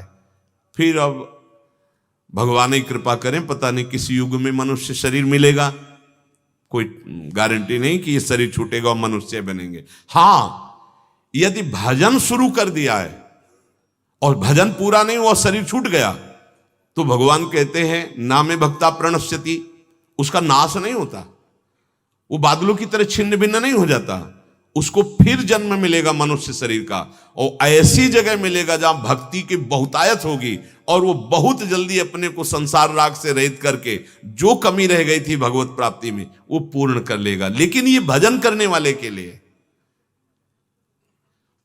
भगवान कह रहे हैं इसमें तुम स्वतंत्र नहीं हो। जैसे कपड़ा पुराना छोड़कर नया खरीदने में, पहनने में स्वतंत्र हो, देह में स्वतंत्र नहीं हो। बलात् जबरदस्ती तुम्हारा शरीर छोड़ा दिया जाएगा, और बलात् ना चाहने पर जबरदस्ती तुम्हें अन्य योनि में डाला जाएगा। क्यों? क्योंकि वैसे कर्म किए, भजन नहीं किया। इसीलिए सबसे प्रार्थना करते हैं, कोई भी जंतु, कोई भी कलावा, कोई भी वस्तुएं ये तत्कालिक हैं, तुम्हारे दुख का नाश नहीं कर सकती। दुख का नाश एकमात्र भगवान की शरण और नाम जपने से होगा। भ्रम में मत फंसो। यदि ऐसा होता तो उपाय बताए जाते हैं।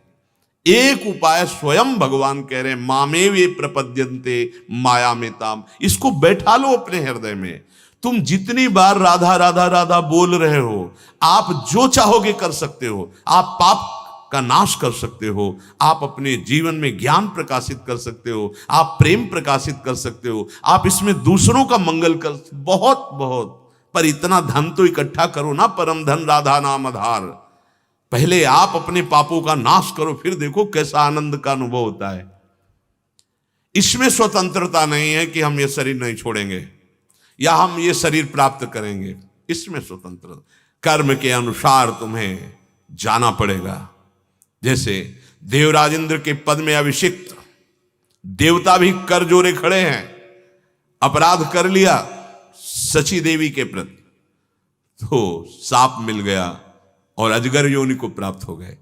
चाहते थे क्या कि अजगर बन जाओ? जबरदस्ती बलात् कर्म ने अजगर बना दिया।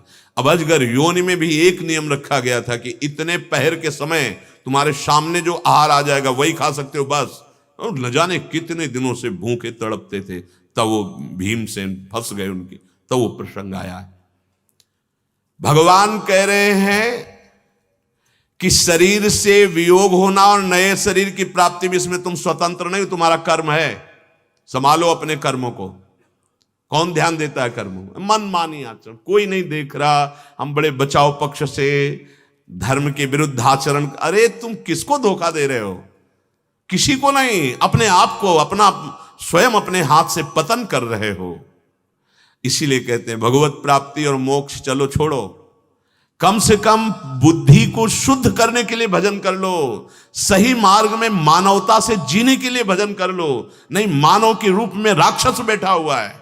हमारी बुद्धि आसुरी हो गई है, राक्षसी बुद्धि। देख लो जो राक्षसों के लक्षण हैं वो देख लो, आपको समाज में दिखाई देंगे।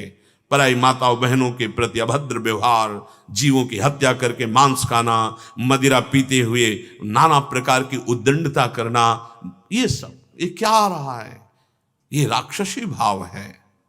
आप समझते हो कोई जान नहीं रहा, भोगोगे तुम अपना नाश कर रहे हो, किसी और का नहीं। देखो ना भगवान क्या बोल रहे हैं, ये केवल भगवत प्राप्ति के लिए मानव देह मिला है। गृहस्थी में धर्म पूर्वक, मर्यादा पूर्वक जो तुम्हारे लिए आहार विहार है वैसे चलो, नाम जप करो, जीवन मुक्त हो जाओगे। यहां भी आनंद और परमानंद का अनुभव परलोक में भी। पुराने कपड़े छोड़ने और नए कपड़े धारण करने में तो लोक में सुख होता है, लेकिन पुराना शरीर छोड़कर नए शरीर जाने में बड़ा दुख होता है। दोनों में, मरत और जन्मत। जन्मत मरत दुसह दुख होई। शरीर के मरने का जो दुख है वो जब तक तुम जीते जी जीवन मुक्त नहीं हो जाओगे तब तक तुम्हें भोगना ही पड़ेगा। जीने की इच्छा ही भयानक दुख पैदा करेगी मृत्यु के समय, और जो जीने की इच्छा से मुक्त हो गया उसे मृत्यु का भय नहीं रहता। मुक्त होने का मतलब शरीर के ऊपर प्रहार होगा मृत्यु का, तुम्हारे ऊपर नहीं। जब तुम पहले ही अलग हो गए तो अब नहीं प्रहार होगा, और अभी तो पूरे शरीर बने बैठे हो। मैं जीता रहूं और जीकर भोगों को भोगता रहूं, ये इच्छा बुढ़ापे तक पिंड नहीं छोड़ती। देख ले, बुढ़ापे तक ये वासना। आप समझते हो अवस्थागत ये बदल जाएगी?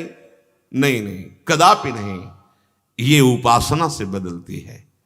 ऐसा नहीं कि जवान आदमी है वो कामी ही होगा, वासना युक्त होगा, ऐसा नहीं है। 16 वर्ष की अवस्था भगवान सुखदेव जी की है, कहते वो तो भगवान है। ये हम किसके बच्चे हैं? भगवान के ही हम अंश हैं, भगवान के ही। हम इस देह को मान करके, हाँ, ये नहीं कि तुम जवान हो तो तुम्हें काम व्याप्त ही होगा और वो वृद्ध है वो काम से मुक्त हो गया, ऐसा नहीं, ऐसा नहीं। बड़ी दुर्दशा, बड़ी दुर्दशा। वो अपने अपने हृदयों को देख ले जो भगवान से विमुख हैं, कैसी दुर्दशा इस काम ने, क्रोध ने, लोभ ने, मोह ने, मद ने तांडव मचा रखा है। अरे मोक्ष न सही तो यार सच्चाई से, मनुष्यता से जीने के लिए भजन कर लो, जीने के लिए, आगे जीवन हमारा मंगलमय हो, हम जितनी ऊंचाई पर आ गए वहां से नीचे न गिरे, इसके लिए भजन कर लो। मैं जीता रहूं और मैं भोगता रहूं, ये दो इच्छाएं सबके हृदय में रहती हैं। जब तक भजन नहीं होगा तो इन इच्छाओं का दमन नहीं होगा। सकल कामनाहीन जे राम भगति रस लीन, भगवान की भक्ति के रस को जो प्राप्त हो गया वो समस्त कामनाओं पर विजय प्राप्त कर लेता है। कोई भी कामना उसके हृदय में पीड़ा नहीं पहुंचा सकती। ये समझिए, आप समझिए। त्यागात शांतिरनंतरम, अवस्था के द्वारा परिवर्तन होने पर मन और विकारों पर कोई परिवर्तन नहीं पड़ता। ये भोगाभ्यास, ये इंद्रिय लोलुपता बढ़ती चली जाती है। मनुष्य शरीर के साथ जब तक आप तदात्म किए हुए हैं तब तक आपको मरना पड़ेगा, जन्मना पड़ेगा, विकारों में जलना पड़ेगा। साफ बात भगवान कह रहे हैं। तदात्म मैं शरीर हूं। जो इस तदात्म को मिटा देता, तन्मयाहा, प्रभु के नाम रूप में तन्मय हो जाता है, उसको है जैसे कपड़ा बदल गया नया मिला तो कोई फर्क नहीं पड़ता। ऐसे अगर एक जन्म में भगवत साक्षात्कार नहीं हो पाया, ऐसी त्रुटियां नहीं, तो उसको बहुत दिव्य शरीर मिलेगा, बहुत उच्च जगह, जहां बहुत वातावरण ऐश्वर्य का भी और भजन का भी होगा। जिस वासना से वो भ्रष्ट हुआ है, बहुतायत वो वासना होगी, देख, और अंदर भजन का प्रभाव तो उसे राग रहित कर देता है भजन। अगला जन्म पूर्ण भगवत प्राप्ति होता है। तो काहे को व्यर्थ में फिर गर्भ में जाएं और प्रयास, इसी में क्यों न कर लें? बहुत कम समय में भगवत प्राप्ति हो जाएगी। हर श्वास नाम जप करो, जो श्वास आखिरी होगी राधा पहुंच गए श्री जी के पास। अनादिकाल से जन्म मरण चक्र चला रहा है, शुभ अशुभ कर्म तुम्हारे जमा है, तुम्हें मुक्त नहीं होने देंगे। इसका एक ही उपाय है, भगवान की शरण में होकर भगवान के नाम का चिंतन करते हुए जो सत्संग मिल रहा है उसको अपने जीवन में उतारे। भगवान कह रहे कपड़ा बदलता है, तू नहीं। तेरे को आज तक कोई अस्त्र नहीं बना कि मार सके, न गोली में न दिव्यास्त्र में। भगवान वर्णन करते हैं, नैनम छिंदन्ति शस्त्राणि नैनम दहति पावकः न चैनम क्लेदयन्त्यापो न शोषयति मारुतः। ये शस्त्र तुझे कभी छेद भेद नहीं सकते। ये जब हम बड़े महात्माओं के चरित्रों को पढ़ते थे तो आश्चर्य होता था। एक कूटस्थ नाम के महात्मा थे, कूटस्थ आत्मा को कहते हैं, और संन्यास मार्ग के अवधूत पथिक थे। तो हिमालय में वो भ्रमण कर रहे थे एकांत में, तो एक गुफा से सिंह की दहाड़ आई और सामने सिंह तो छड़ी ले रहे थे, ऐसे अपनी दाढ़ी में लगाई और कहा, अगर ये आहार बन चुका है तुम्हारा शरीर तो गुर्राने की जरूरत नहीं, खा ले। अगर आहार नहीं बना है तो चला जा, मुझे इस शरीर से कोई मतलब नहीं। कूटस्थ, वो आत्मस्वरूप में स्थित रहते थे। पूज्यपाद उड़िया बाबा उसमें वचन में था। ये हिम्मत, सिंह दाड़ रहा है, बोले तुम्हारा आहार निश्चित हो गया हो, शरीर तो खा ले, गुर्राने की जरूरत नहीं। अगर आहार निश्चित नहीं हो तो जाने दे। एकदम निरपेक्ष, क्या बोध हो चुका है, आत्मस्वरूप का बोध। बड़ा महान वो हो जाता है जिसको आत्मबोध हो जाता है या भगवत प्रेम हो। मम भक्ति युक्तो भोनम पुनात, लोकों को पावन। ये दंभ पाखंड नहीं, सच्चाई, सच्चाई। हम बात करें ज्ञान विज्ञान की, वैराग्य की, आशा रखें धन की, भोगों की, प्रणाम नमस्कार की, वो झूठा, वो झूठा खेल है, इससे लाभ नहीं मिलेगा। बिन विवेक वैराग्य भक्ति बिन सत्य नये को मानो, बिन विवेक वैराग्य भक्ति बिन सत्य नये को मानो, भगवत विमुख कपट चतुराई सो पाखंडे जानो। स्पष्ट भगवत ऋषि के, वो पाखंड, पाखंड नहीं। तुम महान हो, समझो, तुम्हें कोई दुख, कोई अस्त्र शस्त्र नहीं छेद सकता। नैनम छिन्दन्ति शस्त्राणि, इस आत्मा को कोई भी शस्त्र काट नहीं सकता, क्योंकि सारे शस्त्र प्रकृति के हैं और तू परमात्मा स्वरूप है, तेरे में प्रवेश ही नहीं इनका। गोली मारोगे तो शरीरे में तो जाएगा, मन को गोली मार के दिखावे कोई, जबकि वो भी प्रकृति की रचना है। फिर जो मन को प्रकाशित करता है उस आत्म तत्व पर किसका प्रवेश हो सकता है? आज तक कोई दिव्यास्त्र नहीं बना जो मन को भस्म कर दे, कहीं भी इतिहास में हमें बताना। और मन बुद्धि चित्त अहंकार, ये त्रिगुणात्मिका प्रकृति का सूक्ष्म शरीर है। अरे ये अस्त्र शस्त्र केवल स्थूल शरीर को भेद सकते हैं, जब सूक्ष्म शरीर को नहीं भेद सकते तो फिर आत्म तत्व को तो बहुत ही बड़ी बात हो गई। इसीलिए हम कहते हैं चाहे जितना यंत्र बढ़ गए हों, आज तो कोई यंत्र पकड़ पाया जीव का रूप क्या है, कैसा है? चलो छोड़ो, आत्मस्वरूप में तो पहुंच ही नहीं, ना तो बुद्धि की ना मन की। चलो मन को पकड़ लो, दिखाओ कि ये उधर जैसे अल्ट्रासाउंड में लगाया तो स्थूल शरीर के ही अंग आएंगे। आप हड्डियों का भी ले सकते हैं एक्सरा और भी, लेकिन सूक्ष्म शरीर का एक भी अंग आप यंत्रों से नहीं दिखा सकते। सूक्ष्म शरीर, फिर कारण पे तो प्रवेश ही नहीं। और जिसको कारण और सूक्ष्म शरीर स्थूल सब में प्रकाश जहां से प्राप्त होता है, उस आत्म तत्व पर आज तक कोई शस्त्र ही नहीं बना। नैनम छिन्दन्ति शस्त्राणि, भगवान कह रहे। बताओ ये मेरा स्वरूप है, कितनी दुर्दशा है। सोचो, बादशाह होकर मांगता घूम रहा है क्षुद्र विषयों को। जितने भी शस्त्र हैं ये सब पृथ्वी तत्व से उत्पन्न होते हैं। पृथ्वी तत्व का केवल प्रभाव इस शरीर पर है, स्थूल शरीर पर, क्योंकि पृथ्वी तत्व इसमें मिला हुआ है। इसमें विकार पैदा कर सकते हैं शस्त्र, लेकिन जिसकी कभी विकृति ही नहीं हो सकती वो हमारा स्वरूप है, कोई शस्त्र नहीं छेद सकता। मान लो बम मार दो, चिथड़ा उड़ जाएगा शरीर, लेकिन सूक्ष्म शरीर स्वभाव और प्रकाश सहित वो अगले में चला जाएगा। उसका कुछ बिगाड़ पाए क्या? ये नैनम दहाति पावकः, अग्नि उस आत्म तत्व को जला नहीं सकती, पावर ही नहीं है, प्रवेश ही नहीं है, अग्नि के पहुंच ही नहीं है। ये जो अग्नि में जलाने की क्रिया है ये केवल स्थूल शरीर को, केवल स्थूल शरीर को, क्योंकि 5 तत्वों से बना है ना, क्षिति जल पावक गगन समीरा।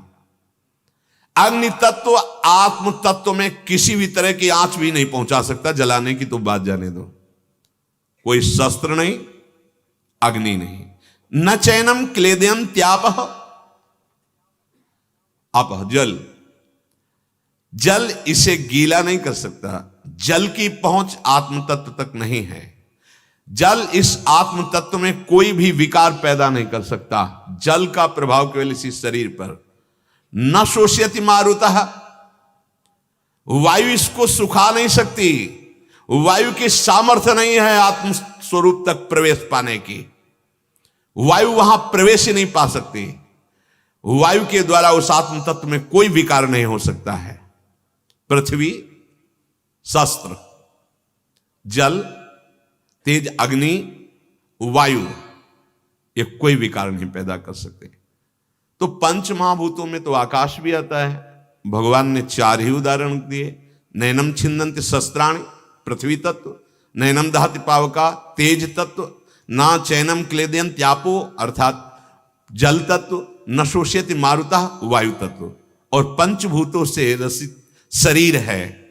तो पंचभूतों में भगवान ने आकाश का उदाहरण क्यों नहीं दिया? आकाश की तो यहां कोई चर्चा नहीं की। तो बोले जैसे इन पंचभूतों में चार तत्व, पृथ्वी जल तेज वायु, ये आकाश में कोई विकार नहीं पैदा कर सकते, कोई विकार नहीं पैदा कर सकते, आकाश को स्पर्श भी नहीं कर सकते। बीच में ही बादल बनते, पानी गिरता है, बीच में ही वायु चलती है। यद्यपि सबका जनक आकाश ही है, क्रम से प्रकट हुए, ये अपने जनक को कुछ भी नहीं कर सकते।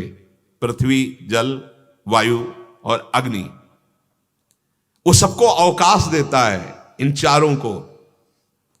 पृथ्वी जल तेज वायु, ये चारों तत्व आकाश से ही उत्पन्न होते हैं, तो अपने कारणभूत आकाश में विकार पैदा नहीं कर सकते। फिर जिस आकाश को भी जिसने पैदा किया, आकाश कितना महान है, उसी आत्म तत्व से फिर उस आत्मा को कैसे कष्ट पहुंचा सकते हैं? आत्म तत्व नित्य है, कोई भय नहीं पहुंचा सकता, ना शस्त्र ना अग्नि न जल न। बोले जल में डूब के मर गया कौन? प्राकृतिक शरीर छूट गया, क्योंकि जल से ही पोषण होता है, जल से ही मर जाएगा। वायु से ही पोषण होता है, और वायु ना मिले तो मर जाएगा। अग्नि से ही पोषण होता है, आग जले तो मर जाएगा। पृथ्वी तत्व से पोषण होता है, शस्त्रों द्वारा मारा जाता है, लेकिन आत्म तत्व में नहीं। कितना बढ़िया भगवान वर्णन कर रहे हैं, अगर ये समझ में आ जाए तो अभी जीवन मुक्त। अच्छेद्योय मदाह्योय मक्लेद्यो अशोष्य एवच नित्य सर्वगता स्थाणुर अचलोयम सनातना। ये आत्मा काटा नहीं जा सकता, ये जलाया नहीं जा सकता, ये गीला नहीं किया जा सकता, ये सुखाया नहीं जा सकता। ये नित्य है, सब में परिपूर्ण है, अचल है, स्थिर स्वभाव वाला है, अनादि है। कौन? तू और कोई नहीं। प्यारे कैसे फंस गए इस शरीर में, कितना फंस गए। मैं स्त्री, मैं पुरुष, मुझे ये आवश्यकता। हे भगवान तू कहाँ है? दे नहीं रहा है। बड़ा नाटक माया का चल रहा है।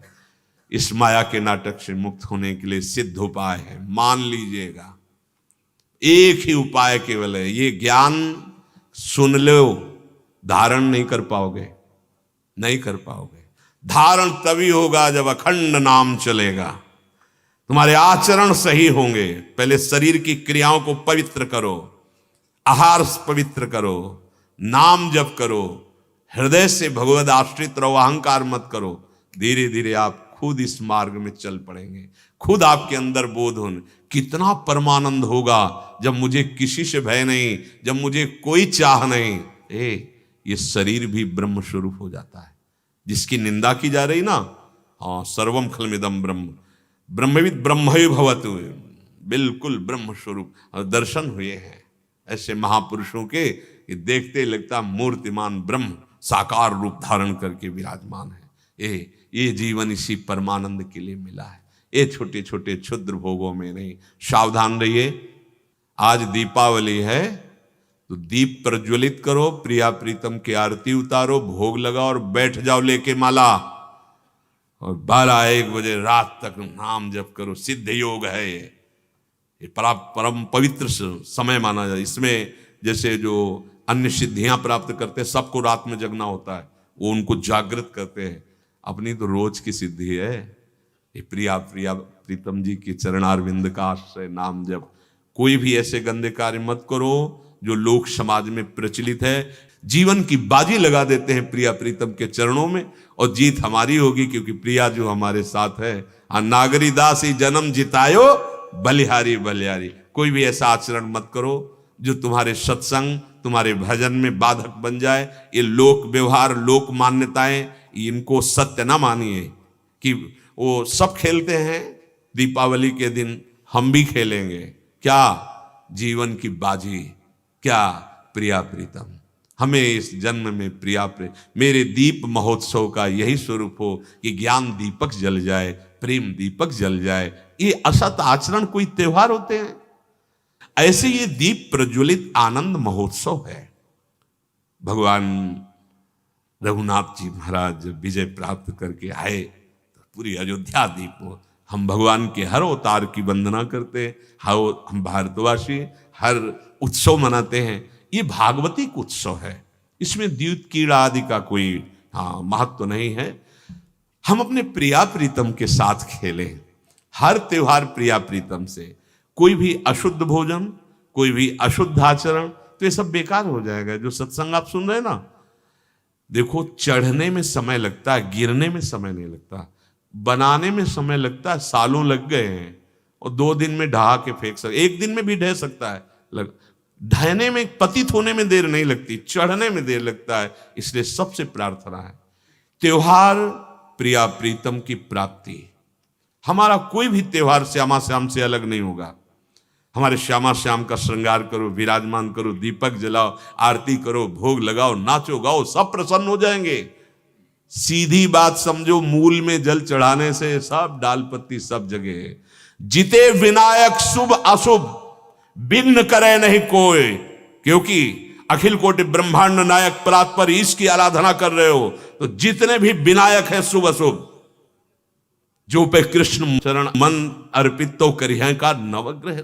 अगर कृष्ण के चरणों में मन अर्पित कर दिया, फिर क्या। जिते विनायक शुभ अशुभ विघ्न करे नहीं कोई, विघ्न करे नहीं कोई, डरे कलिकाल कष्ट भय, हरे सकल संताप, हरस हरि नाम जपत जय। उसकी विजय होती है। हाँ, हमारे सब कुछ श्यामा श्याम है, इनको विराजमान करो, इनके श्रृंगार करो, दीप प्रज्वलित करो, भोग लगाओ, आरती करो, मंजीरा उठाओ, पद गायन करो, नाचो, शांति से बैठ जाओ, माला जप करो। जो मंत्र मिला है, जितना समय लगे खूब आनंद पूर्वक, बस समाधि रूपी निद्रा में शयन, कोई उपद्रव नहीं, किसी भी तरह की बाह्य ऐसी चेष्टाएं नहीं जो हमारी उपासना को आगे बाधित कर दे। नाम जप करो, यही महामहोत्सव है। श्री राधा वल्लभ लाल की।